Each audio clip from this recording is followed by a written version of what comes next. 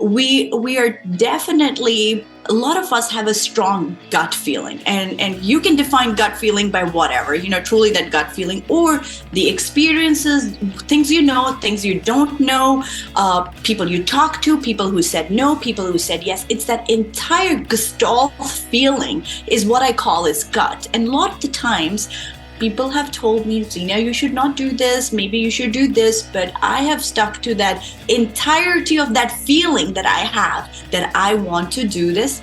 Maybe arrogance, maybe wanting to figure out, I've stuck with that. And a lot of founders, a lot of us give up a lot of that financial freedom as well to be who we are in those early days. Has it really been 20 episodes already? Yep, it's true. This is the 20th episode of The Practical Optimist and the last episode of Season 1. After a lot of fun and a ton of lessons learned during our first season, next month we'll be launching Season 2 with all kinds of new topics and incredible speakers who are leading companies, teams, and in some cases, entire movements. We'll also be adding video and a new name. That's right, the Practical Optimist podcast will now be known as Leadership Happens. We can't wait to see you here for what's sure to be an even better Season 2. But before we move into our next season, we have one more extraordinary guest who will wrap up Season 1. Zeenia Kaul is the CEO and founder of ReHeva Biosciences based out of Ohio. Zee-nia is one of the most fascinating and inspiring leaders I've ever spoken to. She was born in India, raised in Japan. She earned her PhD in biology in Australia and her MBA in entrepreneurship here in the US. Her parents were both oncologists, and her number one goal is to build a biotech that will ultimately provide an FDA-approved plant-based treatment for cancer. From meeting her co-founder at a car rental agency to raising more than $4 million, mainly through a family office, Zeenia's story of leadership and innovation is nothing short of extraordinary. So listen close as Zeenia Kaul takes us through the intersection of life science, leadership, and life.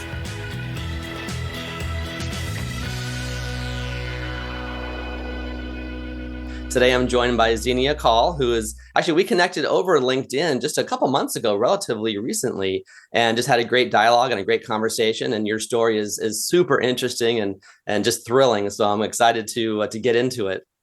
Perfect. Thank you. All right. So I want to kind of set the stage for our conversation today, because it's, there's a lot to talk about for sure, but I want to give our audience really kind of a good understanding as to kind of where you're coming from, how you got to where you are today as the founder and CEO now of ReHeva Biosciences, and kind of where you've been prior to this, if you don't mind. Yes, of course. Okay, good. So hi everybody. My name is Zeenia Kaul. I am the co-founder and CEO of ReHeva Biosciences. We were founded almost 5 years ago. I was born in India. I was raised in Japan, and I did my grad school in Sydney, Australia, and I landed in Columbus, Ohio. So that's just a very, very brief intro to at least the trajectory of, the locations that I have been. I'm also a daughter of 2 cancer researchers, oncologists, and that really allowed me to travel the world with them, experience the laboratory environment at a very, very young age. I do remember my mother dragging me to a lab when I was very young after school.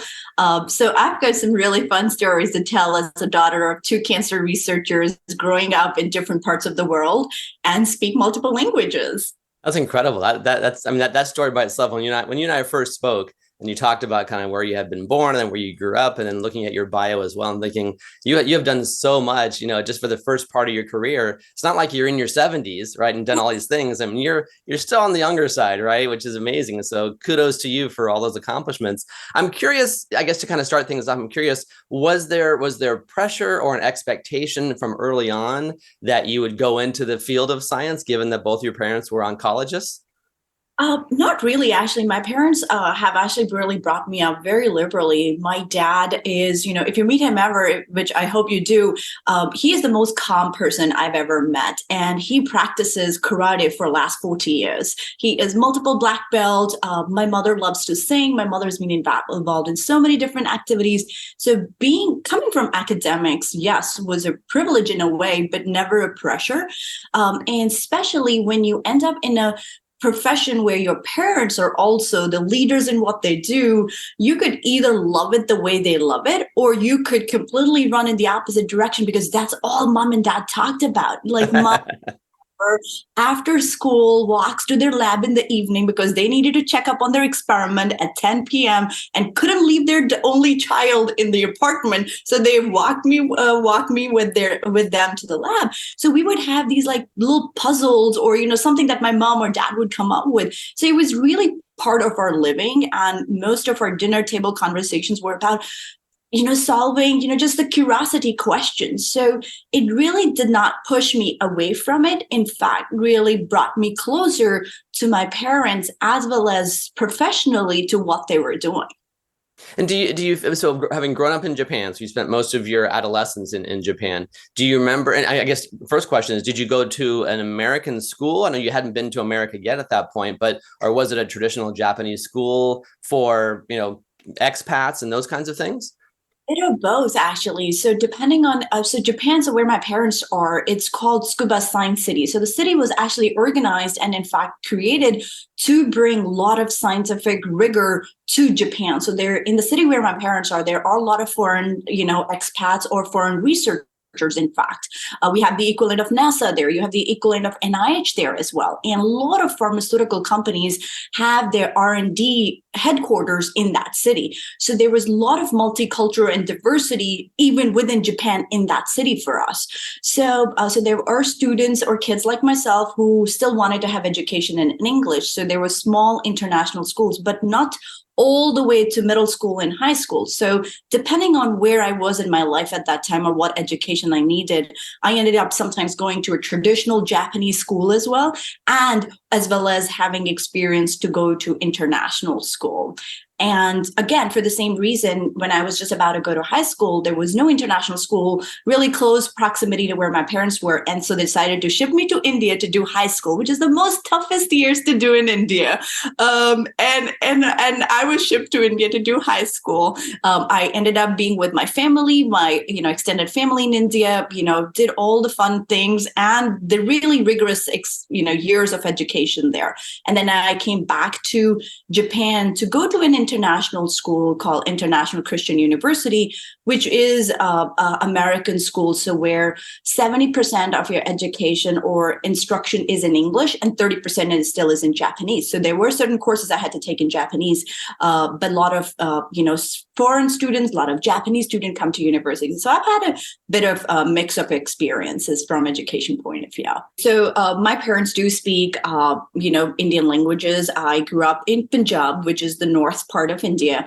So I do speak Punjabi as well. So that's where I ended up going for my high school. And even during, early years of my elementary education. So depending on, again, if my parents were really busy doing their experiments, they would send me back to my grandparents in India. So my summers, I have, gone to some summer schools in India, did a couple of years of education of even elementary schooling in India. So I was very familiar with the household, my family, or the environment of Indian education system, which I valued a lot. And I think going back to India as a high schooler, I think that really brought me closer to my family in India. I have some fantastic friends that are still long-term friends, which we, have a long-term relationship now.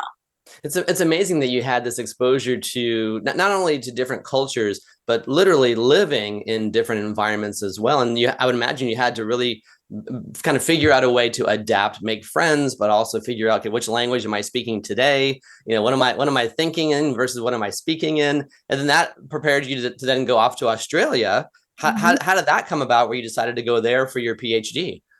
Yeah. So again, as part of my parents, traveling the world for research, they actually did 2 years of sabbatical in Australia when I was in middle school. So I had experience living in Australia as well with them, and I think the friendships that they had, the living environment, the experience of Australia really attracted me to go back. And I think the laboratory where my parents actually did their sabbatical, I ended up going back to the same lab to do my PhD. So the environment was new yet familiar, and that really allowed me to thrive in an environment which during grad school can be very challenging, especially living in a new country, meeting new people, and on top of that, going through the most difficult academic training.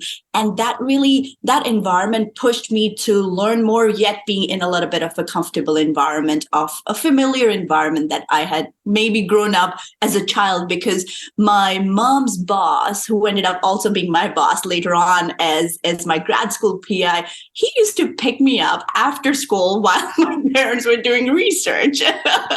Wow. And his daughters were my best friends then. So, and I think that, as you asked me, growing up in different countries, speaking different languages, of course, was something that I did not like as a teenager girl, or, middle schooler, or even as a college student, but I think looking back, that absolutely shaped who I am, how I work today, my entrepreneur journey, to be able to adapt to that unknowns quickly and not get paralyzed by that. It was all the work that my parents were unknowingly doing or putting in as we were growing. That was just, how life was for them. They were not preparing me to be an entrepreneur in my early 30s. So it's just the experiences that has led me to who I am, how I interact with people, how I perceive diversity, how I not just in skin color as a lot of us really perceive it, but the experiences is more valuable to me. I'm curious, at what point did you, obviously you knew you were committed to the science as a career, that was apparent pretty early on.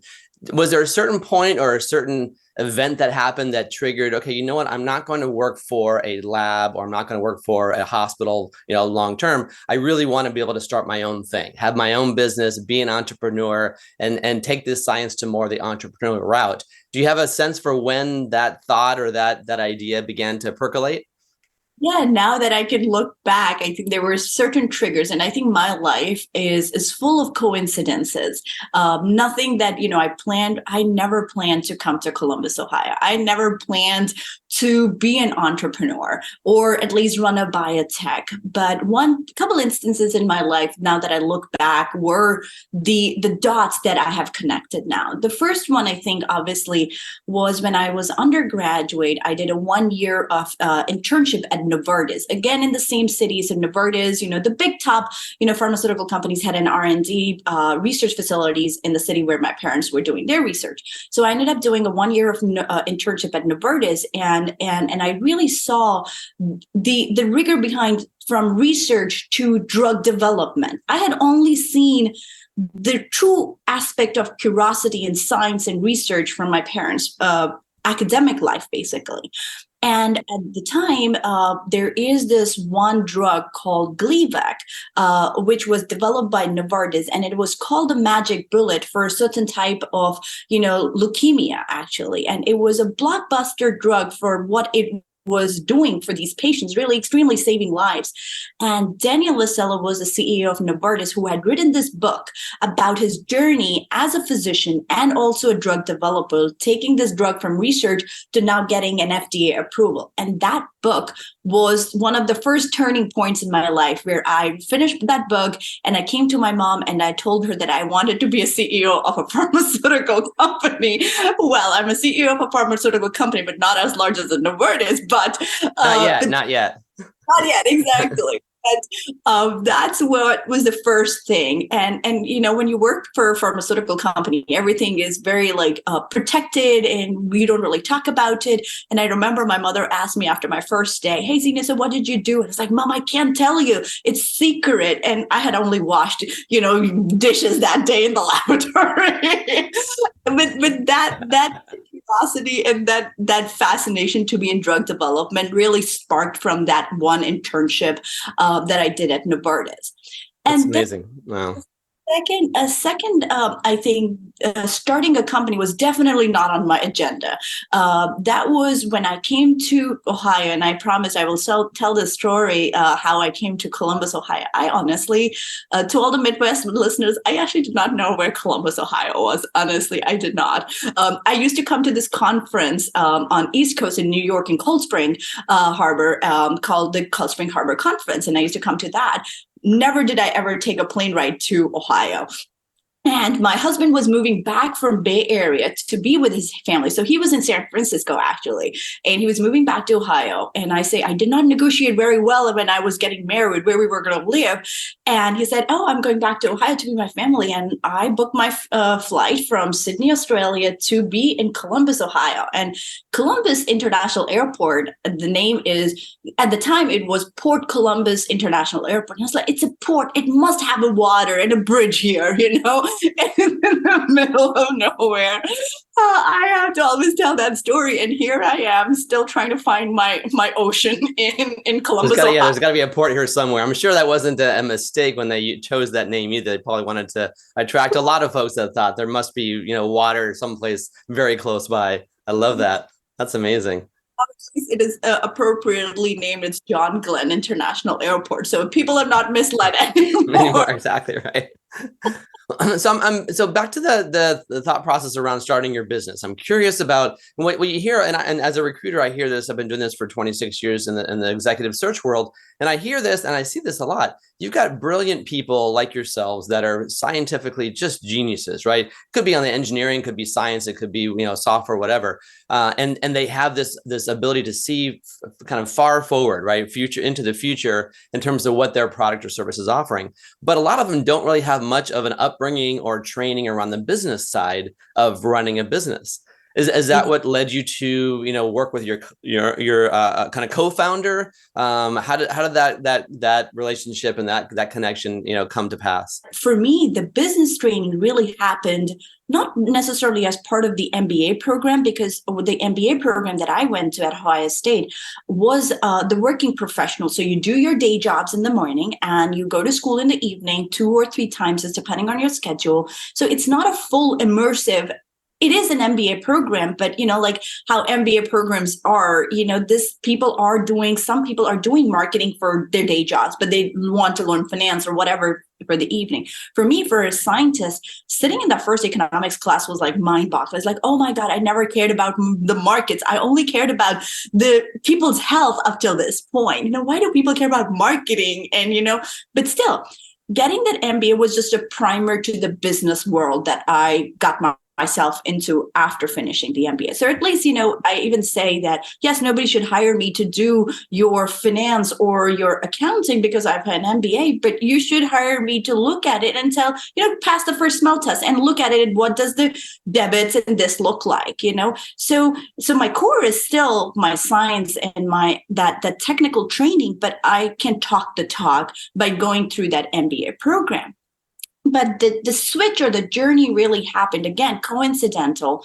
So my co-founder, Bill Diffendifer, who is double my age and was a corporate finance lawyer, comes from a travel industry, started a car rental business, started an airline in Columbus, Ohio. What is he doing in a pharmaceutical company? And I think this is where a lot of the fun really started for us. Me coming from science, academic, no pharmaceutical experience prior to this, and him coming from a very business-led multiple organizations at the highest levels. And how do we still put our brains together to be successful as a startup and hopefully a long-term startup here as well? So the point was, and because his wife at the time was going through cancer treatment, and he knew I was in his classroom at Ohio State. He was teaching an MBA course at Ohio State. And the reason I found out about him was actually, again, going back to my husband's San Francisco story, where we used to do this annual trip to see our friends in the Bay Area. So we were going back to San Francisco and we needed a car to rent. And we looked up, okay, what's a car rental? And at the time, Silver Car, which used to rent Audis at the price of, what a Chevy or whatever would be, was a new startup. And we came across it. We loved the experience. Everything was great. And I come back, who started this company? Again, going back to that curiosity, you had a great experience. who started this company? I've never heard about it. And it was Bill Diffenderfer. Where is Bill Diffenderfer? He is in Columbus, Ohio. What is he doing? Teaching the MBA course at Fisher College of Business at Ohio State. I'll go there. So that summer, I was not supposed to take any courses because I had loaded up a little earlier for the spring session because I was having some family visit me from India. I was like, okay, I'm going to keep my summer off. But Bill was teaching this entrepreneurship class, so Zee-nia signed up. And I rose my hand. I was like, I tried silver core.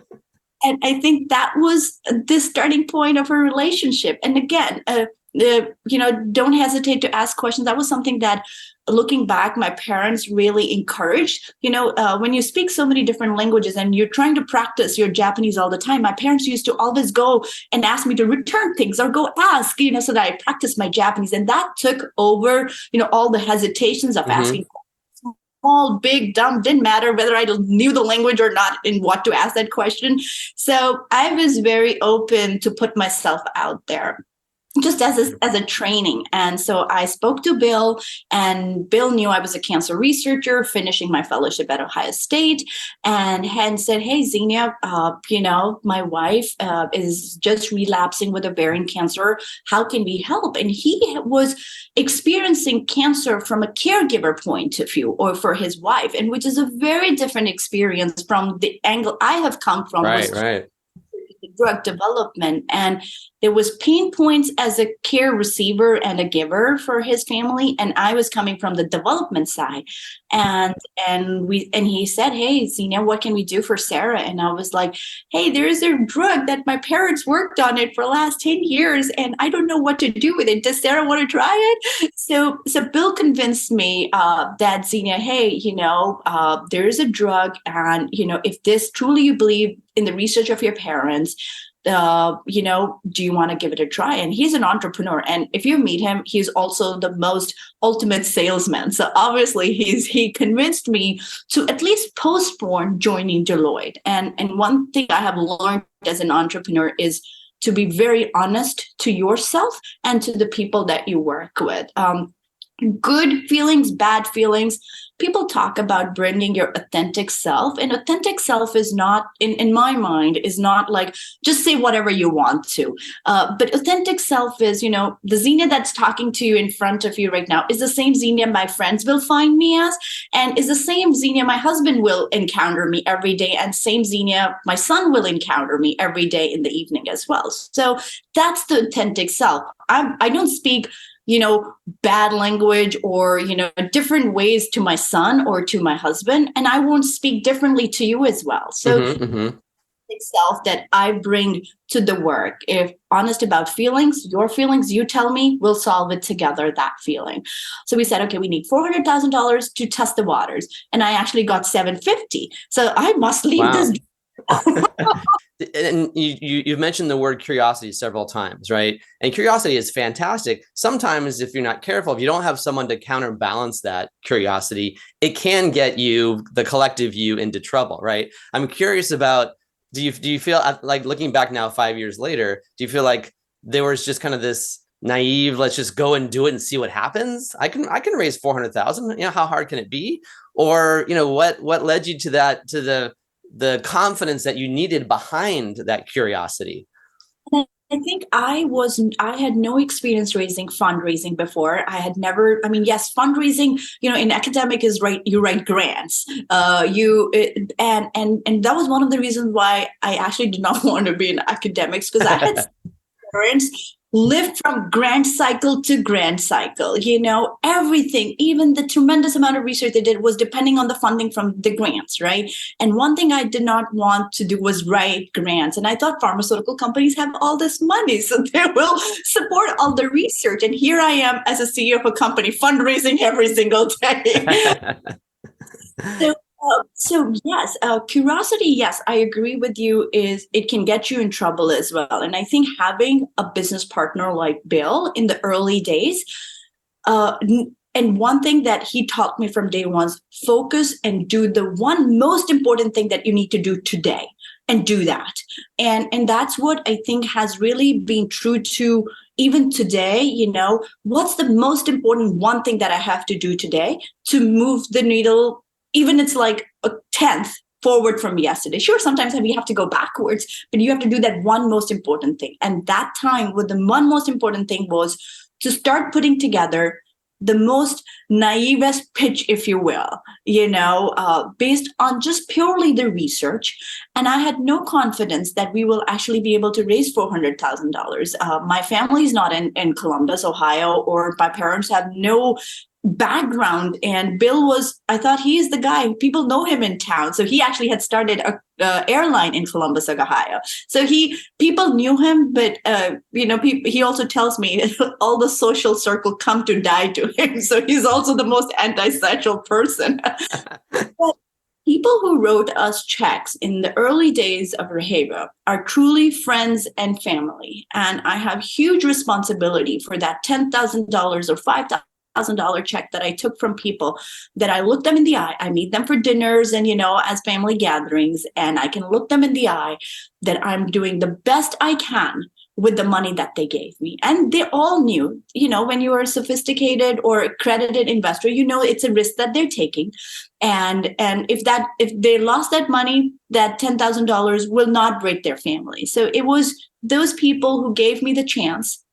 And then we ended up in connection with a family office who actually has funded us primarily since.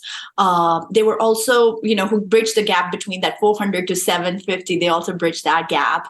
And they have funded us primarily since that day because they believed in how we would execute. And we've actually raised only $4.5 million till date to be a phase 1 clinical trial finished company, which is peanuts or even spare change for a lot of pharmaceutical companies. That's something that they spend, in a 1 month payroll probably. But we've been able to do that, use that money so wisely. And that's something that I gave up. I actually did not take a huge salary or anything. It only paid for my son's daycare to continue living that dream. And you asked me one question that it was as simple as Bill and me sitting down in Panera's, one corner, bench and saying, I want to find out if this drug works. It was as simple as, can we find out if this drug works? I had no idea, honestly, what that meant. And I knew about the clinical trials just because I was trained in it, but how long it will take and the amount of money it will take. But this rigor to still find out that the research and the amount of success we've seen with this drug in animals and other studies, can we replicate that in humans? And that's the question that I keep still asking, does this drug work? I'm so thrilled to announce the launch of our second podcast season. Thanks to the feedback from you, our loyal leadership listeners, we're making a few changes for our sophomore season. The most obvious change is our title. The Practical Optimist podcast will now be known as Leadership Happens. We thought we'd add a little more humor in there for you and get a little bit more edgy as well. The new show, which will now include both audio and video, will cater to HR executives, CEOs, entrepreneurs, and business leaders who are looking to enhance their impact as a leader as they inspire others to do the same. Each guest will talk about their leadership lessons through a segment we like to call Do-Overs and Do-Agains. We'll spend a lot of time chatting about the evolving role of today's leader in the marketplace, and we'll also hear a lot about their mistakes rather than focusing solely on their successes. Some of our season 2 guests will include an entrepreneur and former senior leader from Motorola, Microsoft, and Amazon, the CEO of Junior Achievement San Diego, the founder and CEO of the nation's #1 vegan gourmet cooking company, and a popular singer-songwriter who became a farmer of sustainable food. We can't wait to roll out the new format, and we hope you'll rate us, leave us a comment, and share it with your friends. We truly appreciate your support. Thank you to our loyal leadership listeners. Yeah, and that's brings me my next question also. And we had discussed this when you and I had first connected, that you made the choice to go the route of FDA, right? As opposed to you could have gone the route of being a nutraceutical, right? Yeah. And not that it's an easier route, but we all know the FDA is not the easiest, of agencies to kind of get through. talk us through that in terms of, why you went that route, which was, again, the more difficult route, on top of the fact that you're a first-time CEO, on top of the fact that you're first time raising money and all these things, like you said a moment ago, with the biggest question, will this work in human trials? So talk about that decision to go the FDA route, and whether you would still go that route today, 5 years later. Would you have made the same decision? Yeah, no, thank you for asking that question. So when we wanted to or start a company, even my first pitch to any friends and family investors was, hey, I want to be a very high-end nutraceutical, actually.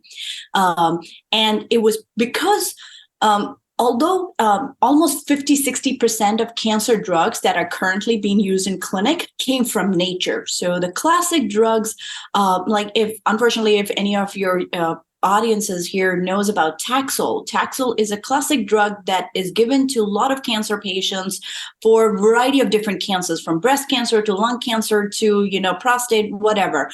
Name a cancer type and that drug's being used. And it came from a Pacific hue tree bark. And a lot of our cancer drugs actually came from nature in different parts and forms, inspiration, but we could never keep those drugs as a natural drugs because we could not produce the same amount of plants. We couldn't keep the scale, consistency, whatever the FDA requirements was, we just couldn't produce it. For a Pacific hue tree bark, you actually had, in order to get the bark, the whole tree dies after that.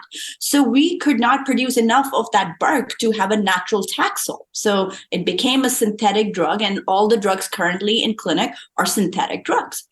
So that's one piece.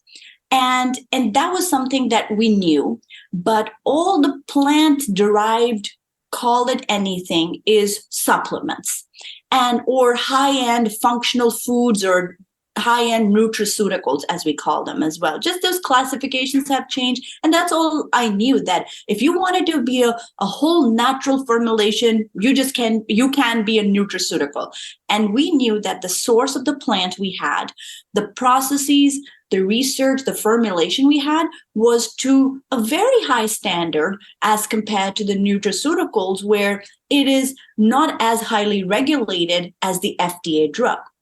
So nutraceuticals was all I knew. And I was like, okay, I am going to be a very high-end nutraceutical, which is with a very rigorous supply chain behind it. And this is what we're going to put in the marketplace. And that's fair. But very quickly, we also know cancer, for you to be a nutraceutical, you actually cannot put any claims on it that what this can potentially do for your user. So nutraceuticals always have a very vague, description of what it will do. So it will not treat, mitigate, or prevent a disease. That's it. Then the FDA comes after you. Yeah, and I think it also says not evaluated by the FDA. So it's really kind of, hey, try this at your own risk, kind of a warning almost. Sure. And and here is all the research that my parents have done on cancer. And I could not even imply that my drug, my plant or my nutraceutical can do anything to cancer. So what's going to be my messaging here, right? All the research my parents did was on cancer. I cannot even talk about cancer, and I have this amazing product in hand. So as we got that professional help, we learned that it was a very gray and a blurry line if I wanted to talk about cancer and this product that I wanted to put out. And one thing I told my family and my CEO was like, don't let me go to jail. That's all I had. Just one thing. I only have one request. Keep me out of jail. Jail. And I did not want to walk this gray zone when my parents had amazing results. And if I believed in the product, I did not want it to hide behind this nutraceutical label. I really wanted to tackle the heart of the problem. And that's, again, a learning that Bill always told me with his prior startups. He said, if you believe in your product, don't play in the fringes. You have to tackle the problem at the heart.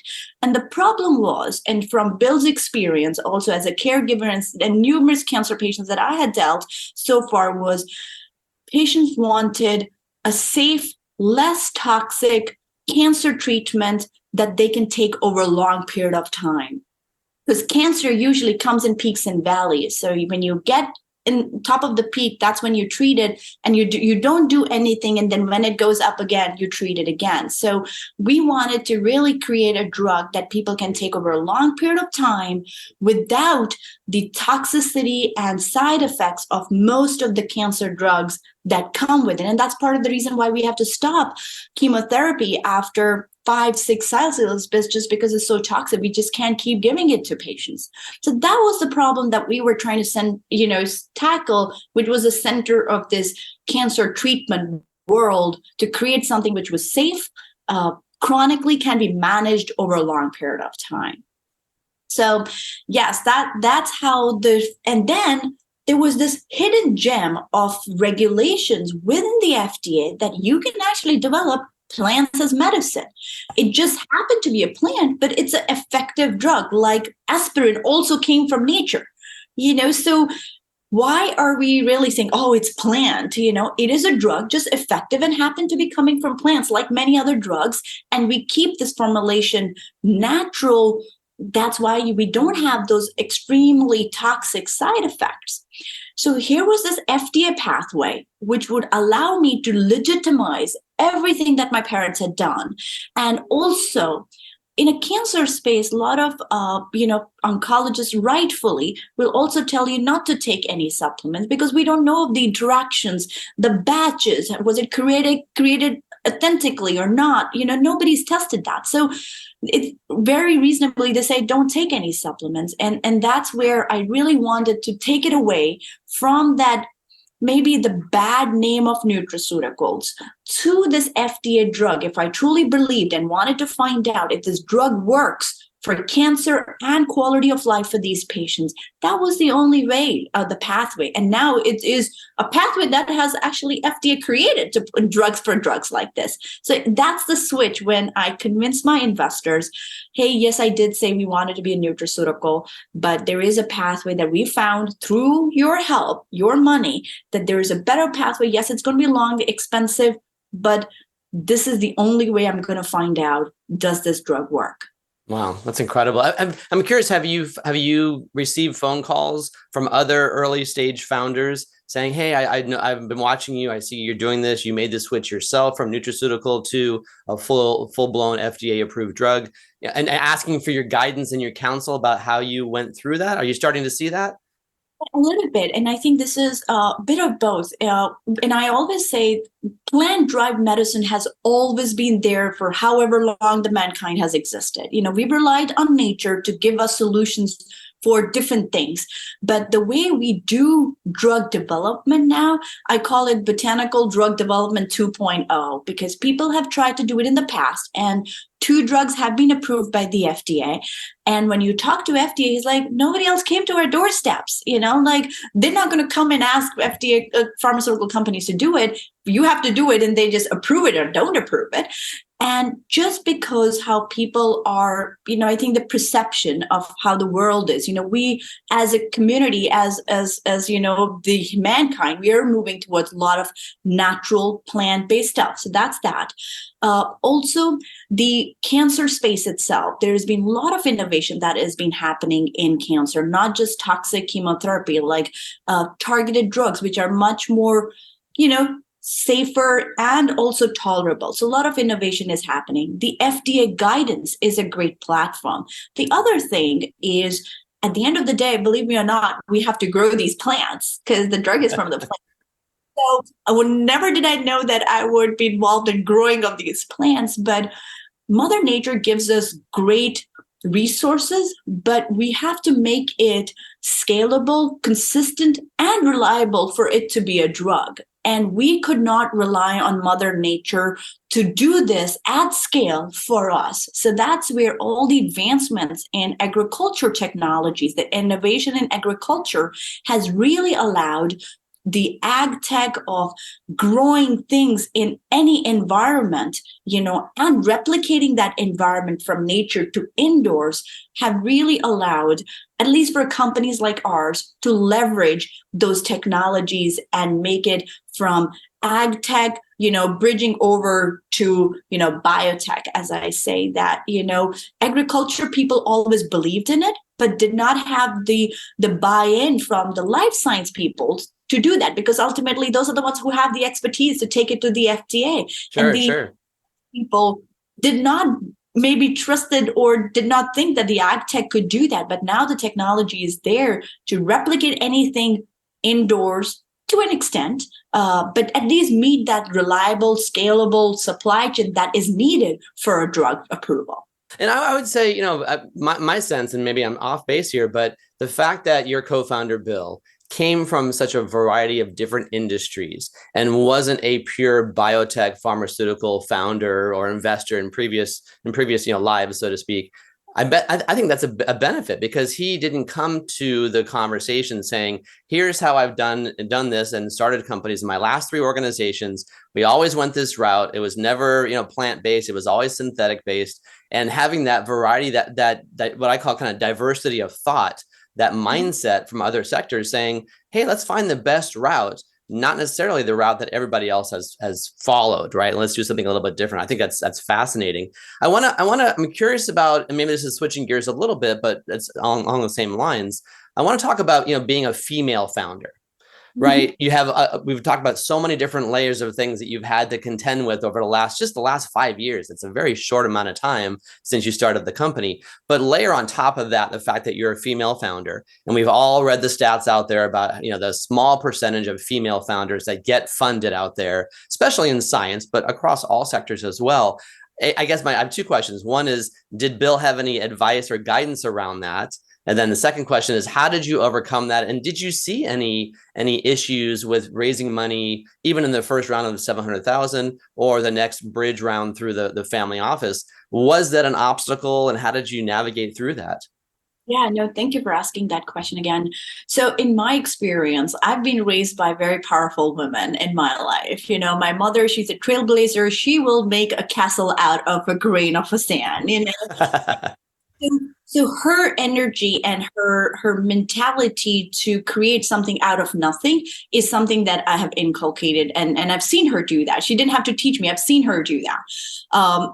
And I've also been very supported by all the men in my life, starting from Bill, my husband, my dad, and all the mentors I actually had along the way. They've been very powerful. And I feel very fortunate in my careers thus far that I had never been, at least in my experience, exposed to that biases. In fact, it was truly on merit and capabilities, and what you wanted to do was the mindset that I was raised, and even in my professional or in my personal life, that's how I was raised.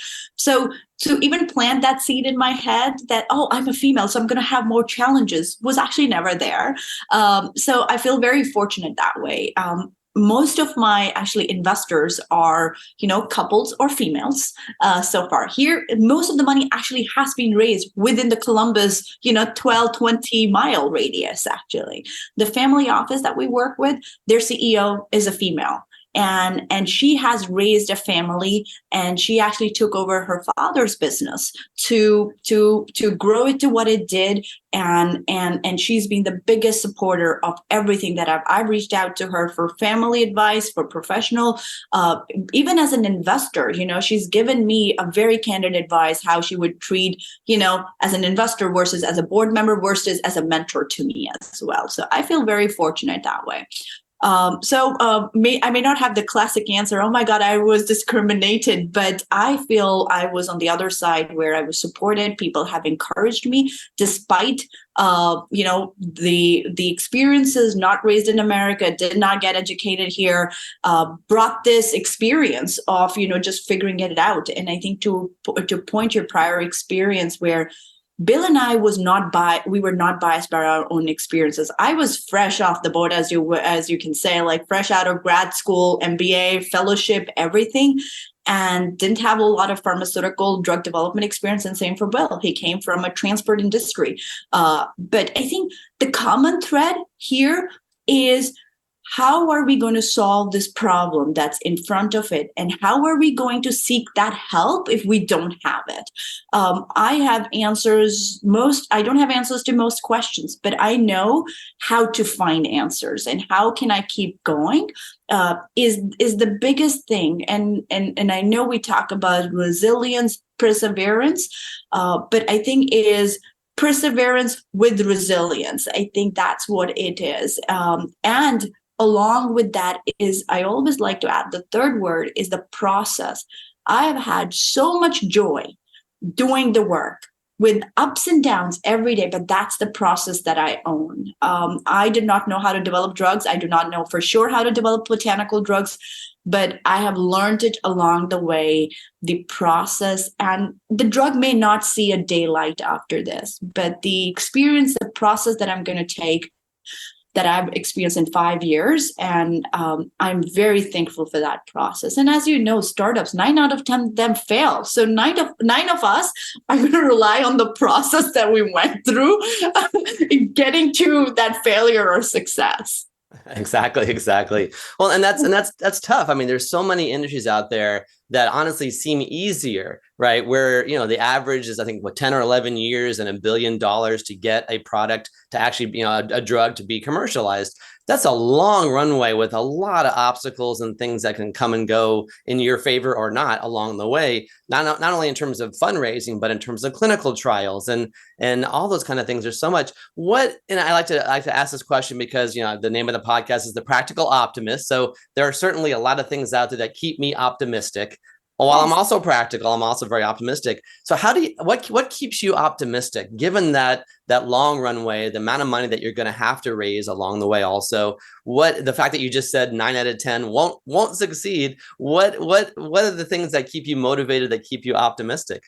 I think sometimes I say entrepreneurs have 2 traits generally. I'm sure they have more as well. 2 is common. 1, we are definitely, a lot of us have a strong gut feeling, and you can define gut feeling by whatever, truly that gut feeling, or the experiences, things things you don't know, people you talk to, people who said no, people who said yes. It's that entire gestalt feeling is what I call is gut. And a lot of the times people have told me, Zee-nia, you should not do this. Maybe you should do this. But I have stuck to that entirety of that feeling that I have, that I want to do this.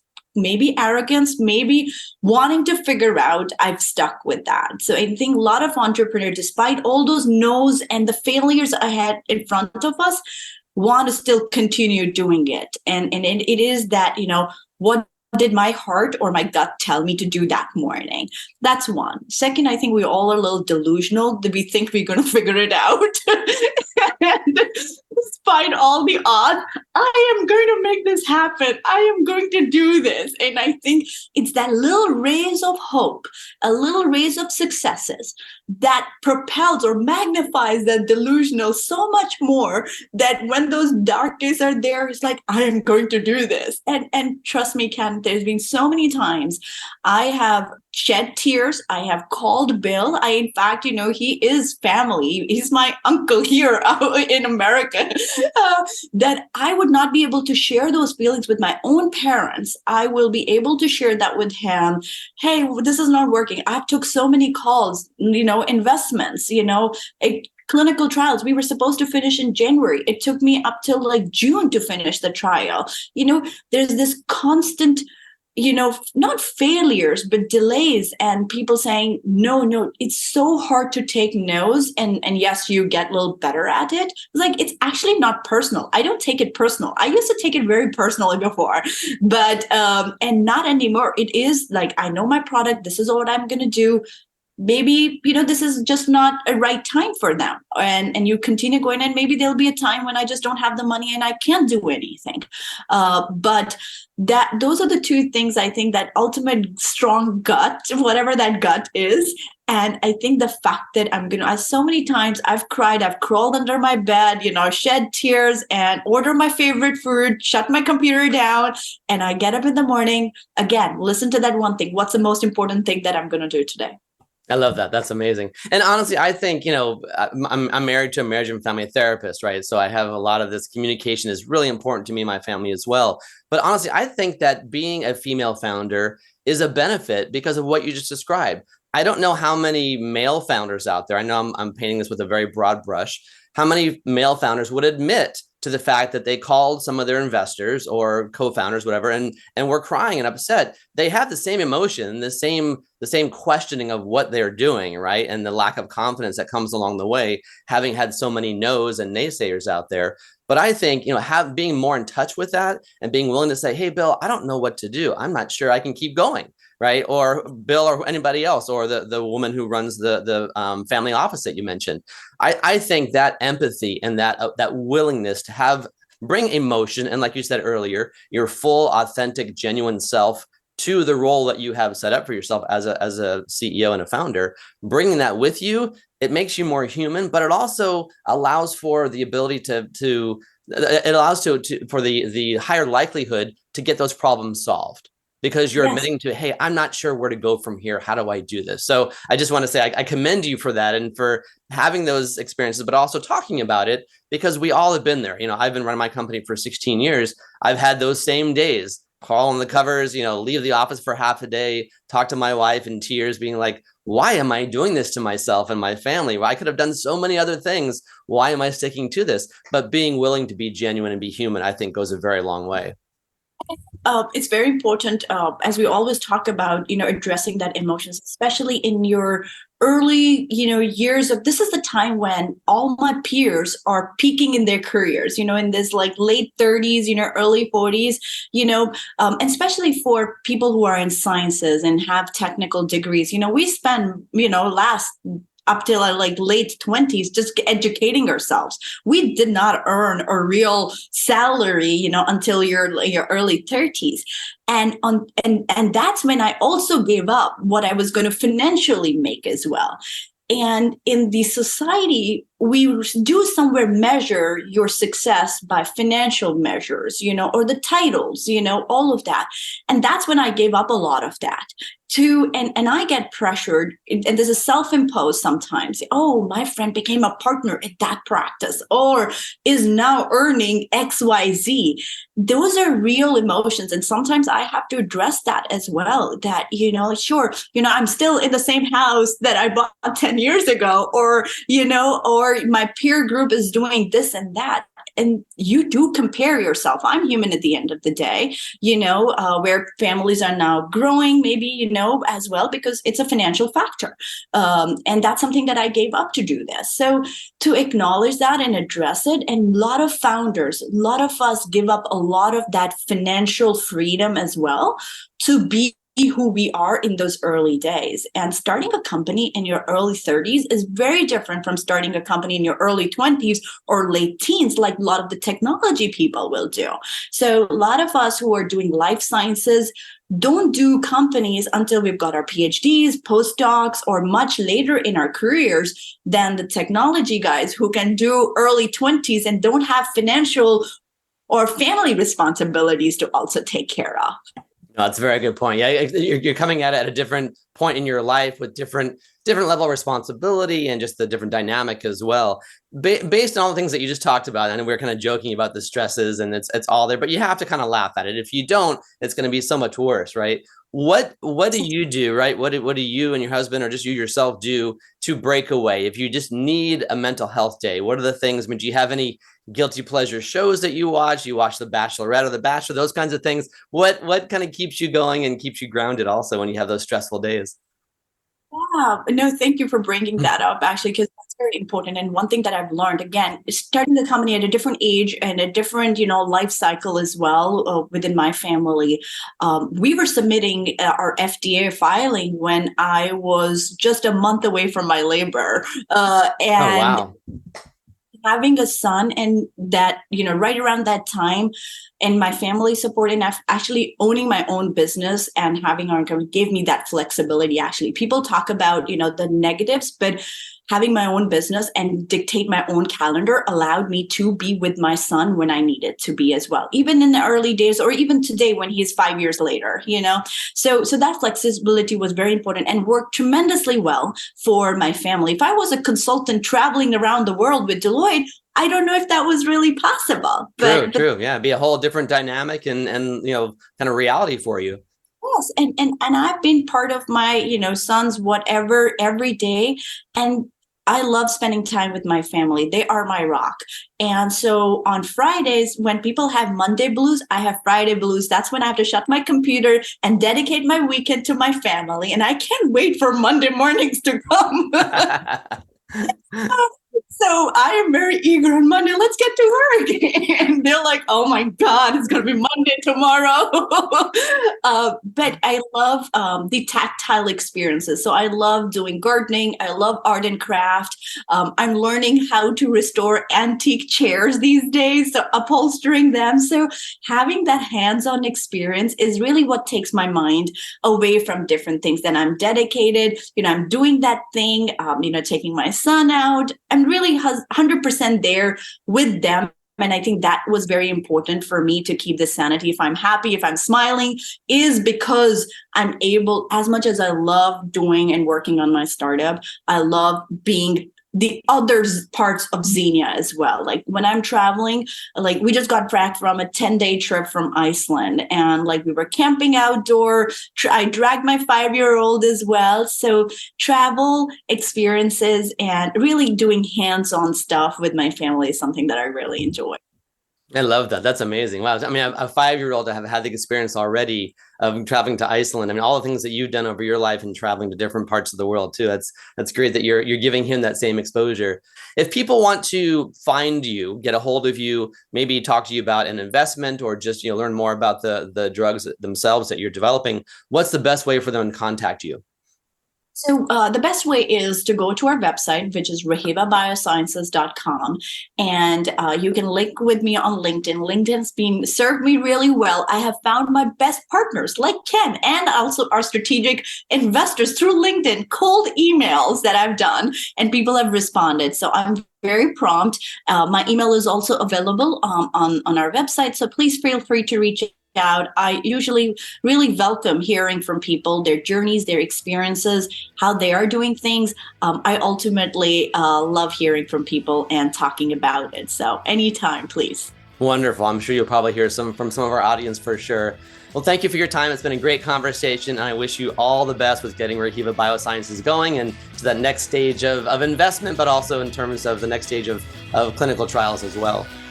Perfect. Thank you so much, Ken, for having me. And thank you for this opportunity. All right. Thanks so much. Take care.